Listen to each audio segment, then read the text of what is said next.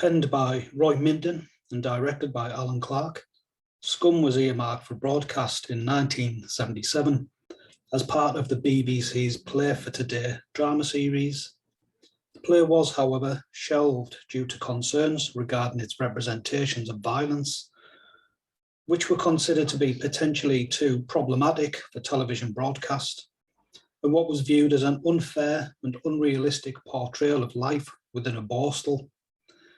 This latter point is explored over two of the extras contained within the superb Alan Clarke box set, Alan Clarke at the BBC, Dissent and Disruption.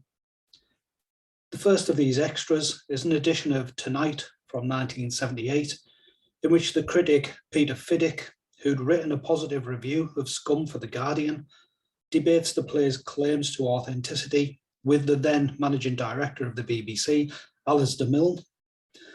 Milne defended his position by suggesting the play was fundamentally skewed to express the opinions of both Minton and Clarke, going so far as to describe it as a polemical documentary. In response, Fiddick argued that the play actually expresses truths that would not be expressed through a documentary format, adding his belief that drama is the right way to shock us into a knowledge of how our own society is operating. Within the Arena episode, also from 1978, Milne is again given the opportunity to express his opinion that Scum's ambience did not reflect the reality of life within a borstal, questioning its dramatic expression of truth. Briefly interviewed, Alan Clarke states that the play's material was based on over 80 interviews, and given the play is concerned primarily with the experiences of the inmates of the borstal, Minton and Clarke presumably spoke extensively to former and possibly current inmates.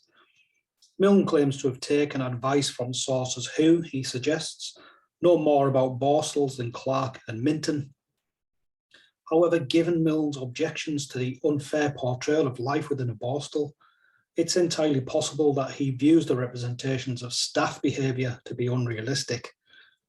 If Milne's sources come from the other side of the system, he didn't clarify whether this was the case, but given his belief that his sources were authoritative, it does seem likely, then it's natural that they would not admit to the systemic violence present within the borstal and therefore present the sort of polemical view of the institution that Milne accuses Clarke of. Perhaps the most succinct defence of Clarke's position comes from fellow director Tony Garnett, who suggests that when we go out to make a film, we go with prejudices, but we go to look to dig at reality, to try to make sense of it. And we make our sense of it. We say to the public, this is the truth. This is the journey we've been on.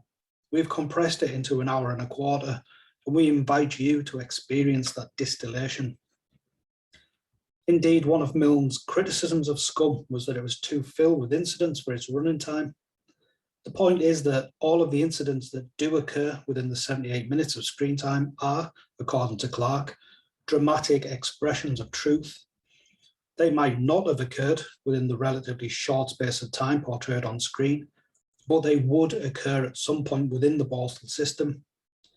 In this sense, Scum is, as the above quote from Garnett suggests, a distillation of truth, one that would not be possible within a documentary format, given that such a format would be inherently intrusive, have selective access, and not necessarily be privy to the events portrayed within Clarke's film.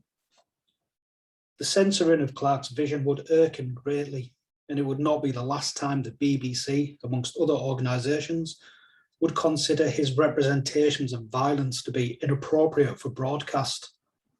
Clarke's final production, The Firm from 1989, was cut so heavily by the BBC that Clarke felt it no longer represented his directorial vision. Because of the BBC's refusal to screen Scum, Clarke remade it in 1979 as a film, which was first screened on television in 1983 on Channel 4. This second version, while successfully aired, did not escape the controversy that had hindered the earlier version. In this case, the evangelical Christian and morality campaigner Mary Whitehouse sought a private prosecution against Channel 4, which, whilst initially successful, was later overturned. Given Whitehouse's lifelong project of opposing the screening of violent and sexual acts, one can assume her objections were not as nuanced as Milne's. While Scum was not one of the films banned due to the Video Recordings Act of 1984, films that would become known by the term video nasties, it has, to some extent, been experienced in much the same way that those films were. Certainly my own experience of viewing videotapes in the early 1980s was one of titillation and endurance. Particularly graphic scenes would attain mythical status, and the individual would fast forward and rewind to those scenes in order to test one's ability to endure them. The overall narrative sense would be inevitably lost in this climate of thrill-seeking, and Scum's moments of violence were conflated with the horrors of Faces of Death and the mutilations present within such films as The Burning. Of course, many of the films circulated at this time jettisoned narrative depth in favour of shocking content, and it's troubling that Scum became one of those films renowned for its moments of violence. Mention the film, and it's likely you'll be offered one of two quotes: "Where's your tool?" or "I'm the daddy now." Minton and Clarke's distillation of dramatic truth, their shining a light upon institutionalised brutality, is reduced to two moments of violence. There are two problems that result from such reductionist viewing. Firstly, the sustained and systemic application of authoritative control within the narrative is given secondary attention. And secondly, the actual physical violence that occurs within the film is, through such fetishistic attention, problematized. Clarke's films and the plays that he's filmed utilize stark and unromanticized violence to elicit shock and to convey narrative tension.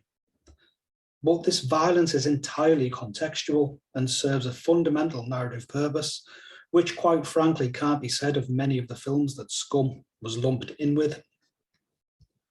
When the moments of violence that occur within the film are fetishized and taken out of narrative context, the film is in danger of being viewed as just being about those moments. And one wonders whether its detractors managed a full viewing of the film in the BBC play, or whether they were shown the violent scenes out of context. So I use the term unromanticized to describe the violent acts within Clarke's oeuvre, in the sense that they're unflinching and bereft of devices that might glamorize them or give them troublingly voyeuristic attention. Take the much quoted and watched out of context scene in which Scum's protagonist, Carlin, finally extracts revenge upon the trio of inmates who violently warned him against a power play within the Borstal. The three, led by Daddy Pongo Banks, attack Carlin in his bed, administering a severe beating. From then on, Carlin endures a string of mocking remarks and glances, as the gang believe they've asserted their dominance over this potential rival. Banks's gang are throughout shown to bully the other inmates, and these actions, alongside their treatment of Carlin, properly contextualizes the violence that's used against them. In this case, Carlin first strikes Richards with a sock filled with snooker balls before attacking Banks in the bathroom. These events are, like the entirety of the film and play, bereft of music and any non-diegetic elements. The camera throughout is a single tracking shot following Carlin, save for one shot of Carlin standing over a defeated Banks in the 1979 version. And the effect is therefore almost one of documentary observation. The confrontations are sudden, brutal, and over in seconds. Just as the narrative leads us towards this confrontation, it similarly leads us out of it. Firstly, by showing Carlin being accused of the act by a guard in the immediate aftermath, to then making it clear that he's now in control of the Borstal. The violence is contextualized and given correct narrative placement. There are actually relatively few moments of explicit violence within Scum. Certainly, it's not a narrative that consists of violent set pieces loosely chained together. However, there is an undercurrent of institutionalized oppression throughout that is occasionally explicit, but most often subdued yet consistent. For instance, when Carlin is given his induction to the Borstal, he's verbally and physically assaulted. and told in no uncertain terms that the guards are in charge. Similarly, a black prisoner, Angel, is subject to racist language from the guards intended to enforce the idea that as an offender and a black male, he's dualistically reviled by the institution. These two early incidents foreshadow two later occurrences that demonstrate the ways in which the institutionalized violence is replicated by the inmates.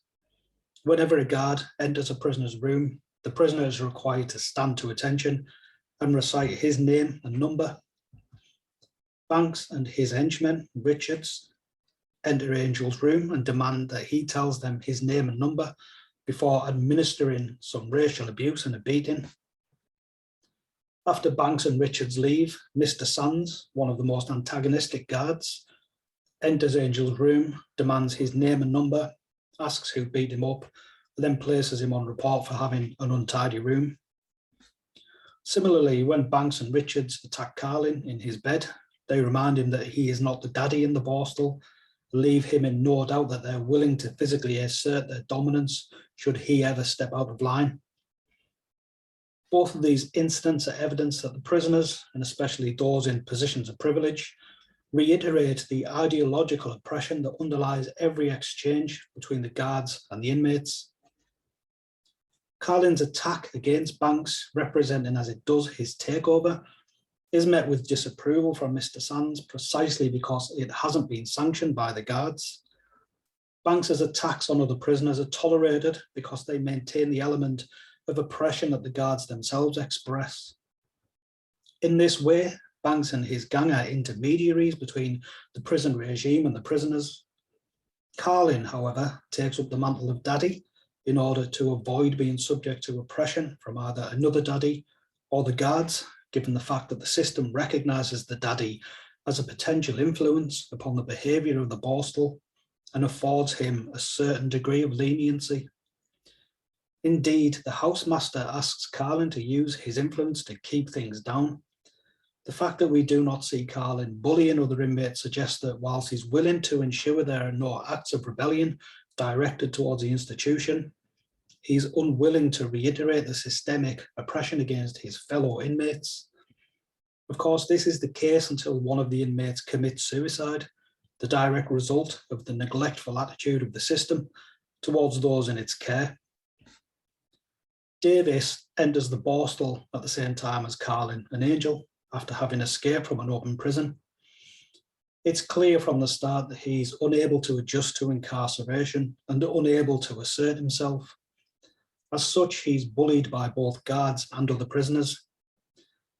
His reserved and insular demeanour mark him out as physically subservient, and Banks and his gang assert their dominance over him when they tell him that he must give a quarter of his tobacco to Richards every week, to which Davis replies, "But I don't smoke." Banks then slaps him and says, "Well, you're bleeding well do now, slag. There's no dolly mixtures in here, pufter." Again, the controlling of personal behaviour, enforced so strictly by the staff, is mimicked by the middle management of the daddy and his cohort. The use of homophobic slurs is designed to emphasise a sense that Davis is less than masculine in both his lack of a smoking habit and his apparent shyness. Carlin offers Davis some avuncular advice, telling him that he needs to take no shit. Despite this moment of camaraderie, Davis continues to retreat within himself, and his apparent inability to compete in the violent arena of Borstal masculinity is further exploited when he's raped in the greenhouse. This appalling act is observed by Mr. Sands, who, rather than intervening and punishing the rapists, watches on with a grin. As is the case with the other violent acts inflicted by prisoners onto other prisoners, Sands views this as an extension of institutional oppression. It is also quite possible that Sands is deriving some deviant voyeuristic pleasure in watching the assault. Understandably, Davis retreats further into himself after the assault, and one evening he rings the bell for a guard. When the guard asks him what is wrong, Davis tries to express his feelings of loneliness and depression, but is predictably chastised by the guard, who tells him, "Get your subnormal head down." Seeing no hope in his situation and presumably fearing more sexual assaults, Davis cuts his wrists. He immediately regrets this and presses the bell, but is ignored this time. Whilst the negligence of the staff is clearly the fundamental source of Davis's sense of hopelessness, there's little sympathy or assistance offered to him by his fellow inmates, who all seem intent on keeping their own heads down and getting through their time. However, the part that the system's negligence played in this tragedy is recognised by the inmates, who refuse to eat before rioting and smashing up the dining room. Ultimately, though, order is restored through the use of systemic violence, and as the rioters are dragged, beaten and bloodied to their rooms, it's clear that, despite the governor's claim that there is no violence within his institution, there really is little else.